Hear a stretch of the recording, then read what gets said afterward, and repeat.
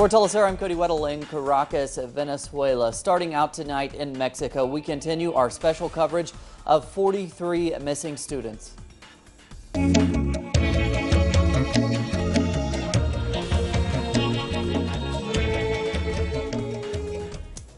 And the families of the 43 missing students from Ayotzinapa are still without any answers. Protests continue escalating, demanding the government provide more information. With the latest, here's our correspondent Clayton Kahn. Today, the Guerrero State Attorney General Iñaki Blanco, who has been in the eye of the storm regarding the Ayotzinapa case, was forced out by interim governor of the state, Rogelio Ortega Martinez, who took the reins last month after public pressure forced out the previous governor, Angela Aguirre. Now, this comes amid a sort of cleaning house that Ortega Martinez is implementing with the cabinet of the previous governor. The Guerrero state authorities have been bitten the hardest by mass protests and denouncements by the population in general for their handling and possible complicity in the Ayotzinapa case. Meanwhile, parents and classmates of the missing youth have launched a nationwide caravan to spread information and connect their struggles with others, and that will culminate next week in what is being called a national strike. This is Clayton Kahn reporting for Telesur here in the Mexican capital. And thanks to Clayton. As Clayton reports, more and more Mexicans continue adding their voices to those demanding answers. In one of the many shows of support for the 43 students, residents from Tizla in Guerrero marched on the municipal office. The contingent was led by the parents of the missing students who carried banners with portraits of their children. They will also march to the University of Ayotzinapa, the school the missing students attended. More marches are expected on the capital throughout the week. We go to South America now and Bolivia, where the capital of La Paz will host the first Indigenous Congress of the Aymara language and culture. Our correspondent in Bolivia, David Doherty, explains its significance.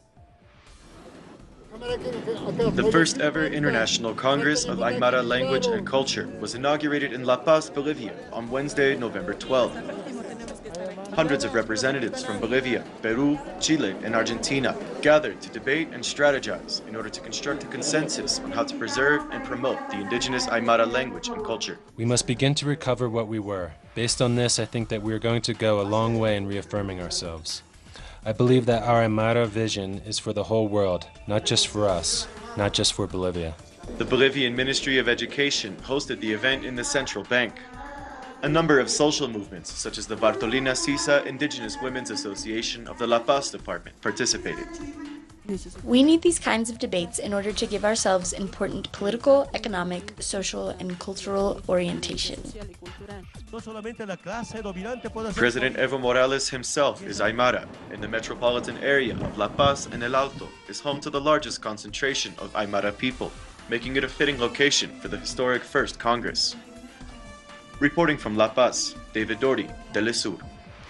And thanks to David, we go a little north now to Colombia, where bullfighting has long been a part of Colombian culture. But for years, many have denounced the activity as cruel and inhumane. For what might be the future of bullfighting in Colombia, here's our correspondent Charles Parkinson. Just a few hundred people from across Colombia assembled at a pro-bullfighting event in Bogotá on November 12th, attended by some of Spain's most famous matadors who came to show their support to the campaign to bring bullfighting back to the capital. Advocates say the practice is part of Colombian culture and drives an economy. Bullfighting didn't exist. These bulls would not exist because they are no good for grazing, no good for breeding, or for consumption ranching. In 2012, Progressive Mayor Gustavo Petro imposed a ban on bullfighting in the Colombian capital, a decision overturned earlier this year by the Constitutional Court. That ruling angered animal rights activists, who insist the overwhelming opposition to the activity should be taken into better consideration. There is between an 85 and 92% rejection. Therefore, an activity that generates so much rejection cannot be considered part of the cultural identity of a nation. Maybe it was, but today it clearly is not. For the Secretary General of the Mayor's Office, Marta Lucia Zamora, a proposal put forward by animal rights activists for a public referendum on the issue warrants deliberation. We believe it is an important option to allow those voices who oppose animal cruelty to be heard and to be consulted in a democratic way.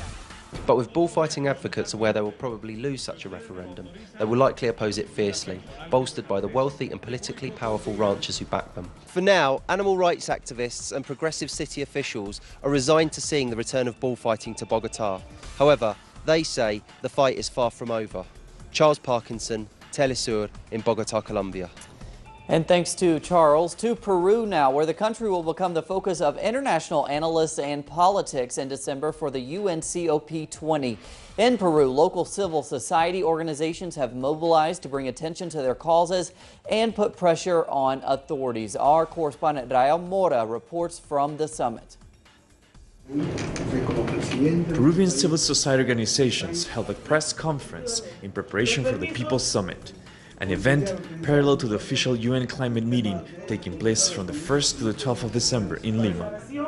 At the event, representatives of labor organizations and social movements made demands on the government.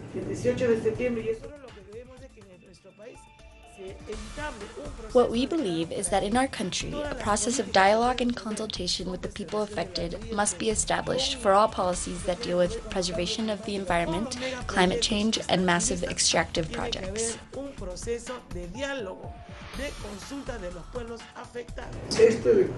Other participants denounced the way the current administration is adopting the country's strategy for climate change. We reject the not very transparent way in which the last version of the official national strategy for climate change has been elaborated. We have participated, we have contributed from our organizations, but little or nothing is included. Our voices are not binding. Representatives from environmental struggles around the country will be attending the People's Summit. The event will culminate with a demonstration on December 10th, titled World March in Defense of Mother Earth, with the participation of Bolivian President Evo Morales and Indian environmental leader Vandana Shiva. Reporting from Lima, Peru for Telesur, Rael Mora. And thanks to Rael, we go to world news now, where Islamic State leader Abu Bakr al-Baghdadi says a U.S.-led military campaign against his group is failing. The remark came in a speech the group claimed was written in the leader's name. And soon, the Jews and Crusaders will be forced to come down to the ground and send their ground forces to their deaths and destruction by Allah's permission. Rather, in this actuality, this has already begun.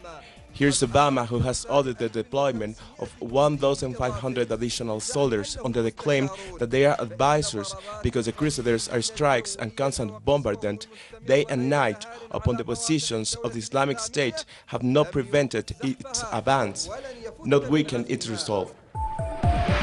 Staying in the Middle East, the man who leads the armed wing of Hamas warns that Israeli actions could spark what he terms a new explosion in the region.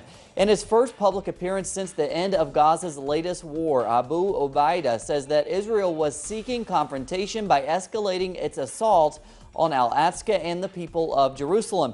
He says that the spark started in Jerusalem when the settlers burned a teen and Gaza rose up. He added that the continual blockade will cause a full wave of popular explosion. The rally comes as Israeli Prime Minister Benjamin Netanyahu leaves for Jordan to discuss the unrest in Jerusalem. And in the Central African nation of Gabon Thursday, police used tear gas on protesters during a march against President Ali Bongo Ondimba in the capital of Libreville. Some allege the president lied about his birth certificate to qualify as a candidate in 2009. Military police faced off against protesters who threw stones. The police responded with tear gas. No arrests were reported and the crowd dispersed peacefully. 5 years after coming to power, Ali Bongo has been unable to halt the social crises that regularly paralyze the country. In Egypt, a new presidential decree could lead to the release of imprisoned Al Jazeera journalist Peter Gresta.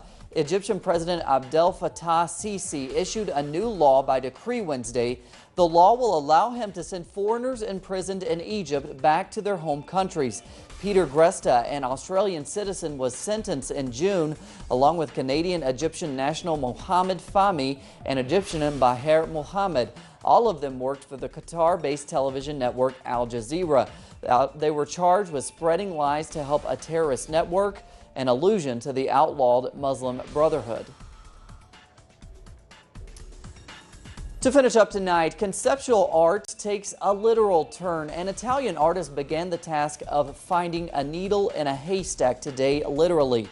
The artist Sven Schausbalder expects to search for 2 days in the pile of hay at a gallery in Paris. The needle was hidden by gallery president Jean Deloisy, who says the art juxtaposes metaphors for the tiny and incomprehensibly large. I don't think there is anyone, regardless of whether they like modern art or not, who would not be intrigued by this childish question. Can it actually be done, or is searching for a needle in a haystack simply a turn of phrase? But can he actually find it? We'll have to see. Plenty more on those stories and others at our website, telesurtv.net/English. For Telesur English, I'm Cody Weddle. We'll see you right back here tomorrow.